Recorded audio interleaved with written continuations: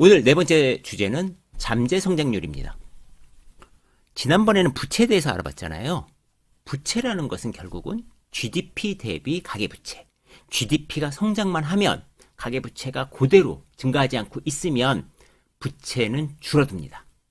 그러니까 우리가 얼마나 성장할 거냐에 따라서 우리의 부채는 아무것도 아닐 수도 있고 의미가 있을 수도 있고 그렇습니다.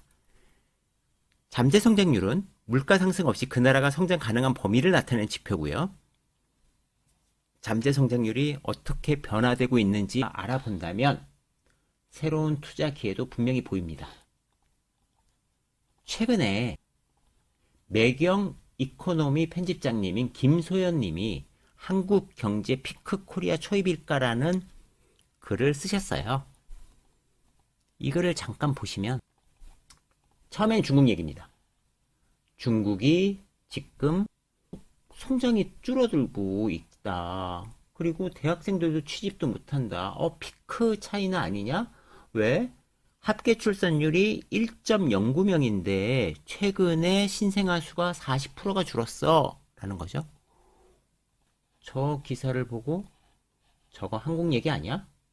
라고 하신 겁니다. 한국은 잠재 성장률이 드디어 1%대로 왔습니다.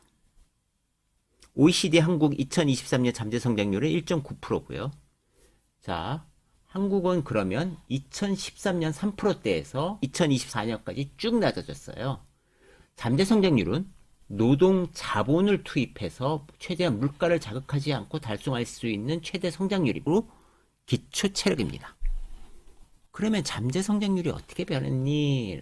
라고 보면 한국은행에서 지금 2001년부터 2005년까지는 5%대였고요. 2006년에서 2010년은 4%대, 2011년에서 15년은 3%대, 그리고 2016년에서 20년까지 2%대, 지금은 1%대.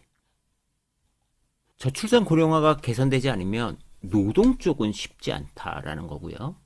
노동 쪽은 생산 가능 인구가 지금 줄어들고 있어 라는 겁니다. 생산성 역시도 줄어들고 있다 라는 거고요. 생산 가능 인구도 줄고 생산성도 줄으니까 이제 남은 거는 자본밖에 없습니다. 그래서 지금 2025년 성장률이 2024년보다 낮은 국가는 한국과 멕시코밖에 없습니다. 잠재 성장률은요, 이렇게 낮아져 왔고요. 앞으로는 1%대고 그 이후에는 더 빠지겠죠. 거기에 따라서 경제 성장률 당연히 떨어졌고요. 아까 보셨던 경제 성장률 떨어졌고요. 이렇게 계속 떨어지고 있습니다. 잠재 성장률이 떨어지는 것은 첫 번째는 저출산입니다. 그래서 지금 생산 가능 인구가 줄어드는 게 첫 번째고요. 그 다음번에 핵심 생산 가능 인구는 또 따로 있습니다. 25세에서 49세. 여기는 2008년을 정점으로 줄어들고 있다는 거죠. 그래서 핵심 생산 가능 인구도 줄어들고 있다라는 거고요. 지금 우리가 이제 1%대인데 일본이 0.7에서 요새 조금 올라왔죠. 이렇게 다른 나라들도 떨어지고 있고 미국만 굳건합니다. 그래서 지금 잠재 성장률 보면 이렇게 떨어지고 있는 게 우리가 볼 수 있고 90년대만 해도 우리가 9%가 훨씬 넘었었어요. 한국은행에서 2014년 7월 달에 일본 잠재 성장률 하락 가능성에 대한 논의 및 시사점이라는 리포트를 냈습니다. 이걸 보면 알 수 있죠. 자, 잠재 성장률이 떨어지는 것은 노동 투입 감소, 그리고 자본 투입 증가세도 둔화됐다. 자본도 안 들어오고 노동도 안 들어오죠. 왜? 일본도 버블 붕괴 이후 주식시장이 개판이었잖아요. 그러니까 설비 투자도 별 볼 일 없고, 그리고 생산 가능 인구 줄고 1인당 노동시간도 주 40시간 근무제 정착해서 줄고, 그러니까 잠재 성장률 떨어지는 거죠.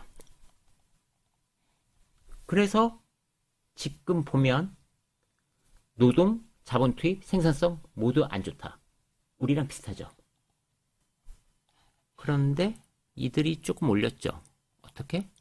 자본을 해서.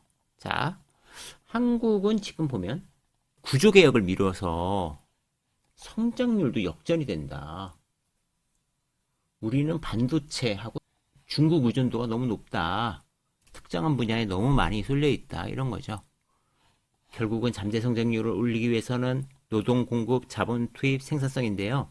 노동은 안 되고 일단 끝났고, 생산성은 로봇도 많이 도입하고 교육도 새로 해서 좀 올릴 수 있다고 치고, 그러면 우리가 해야 되는 거는 자본 투입입니다. 자본 투입을 하기 위해서는 어떻게 해야 되죠? 다 알고 있죠. 거버넌스를 개선해야 되고, 상법을 개정해야 되고, 그리고 건전한 자본시장이 될 수 있도록, 연기금이 한국에서도 돈을 벌 수 있도록 이 시장을 투명하고 발전적으로 관리해야 됩니다. 지금 정부가 내세우는 몇 가지 정책은 상당히 긍정적으로 보이지만 그것들이 실행되는지 안 되는지에 따라서 한국의 잠재 성장률이 결정이 되겠죠. 벌써 뭐 내년 내후년 건 다 결정되어 있는 거고요.